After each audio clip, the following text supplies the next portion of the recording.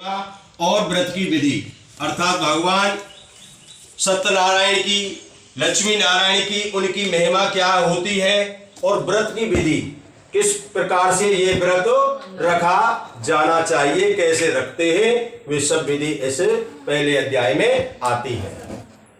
तो श्री व्यास जी ने कहा कि एक समय नैम शरणीय तीर्थ में सनकादिक 88,000 ऋषियों ने श्री सूत जी महाराज से पूछा कि हे प्रभु, तो ऋषियों ने कहा कि हे महानुभावो, किस व्रत तथा तपस्या से मनवांछित फल की प्राप्ति होगी तथा उससे हम सब सुनना चाहते हैं। अर्थात वह कौन सा व्रत है, वह कौन सा तप है जो सभी को मनोकामना पूर्ण करता है और सबकी इच्छाओं की पूर्ति करता है, सबके कष्टों को हरता है। आप कोई ऐसा उपाय बताएं, क्योंकि वहां पर 88,000 ऋषिगण एकत्रित हुए थे, वहां पर सभा हुई थी।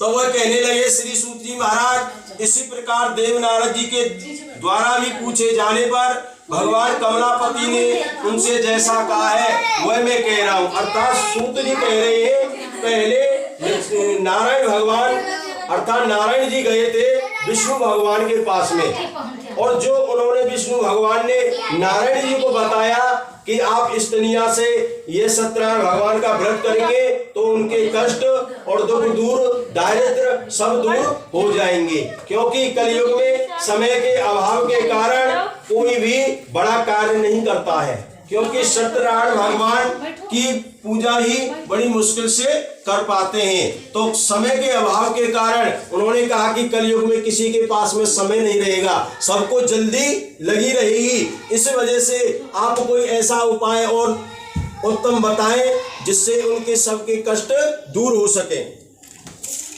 तो वह मैं आप लोगों को बताऊंगा, क्योंकि नारायण जी ने लक्ष्मीपति से बोला था, वह मैं सब आपको सुनाऊंगा। आप लोग सावधान पूर्वक प्रेम पूर्वक सुनना। एक समय योगीराज नारद जी लोगों के कल्याण की कामनाओं से विभिन्न प्रकार के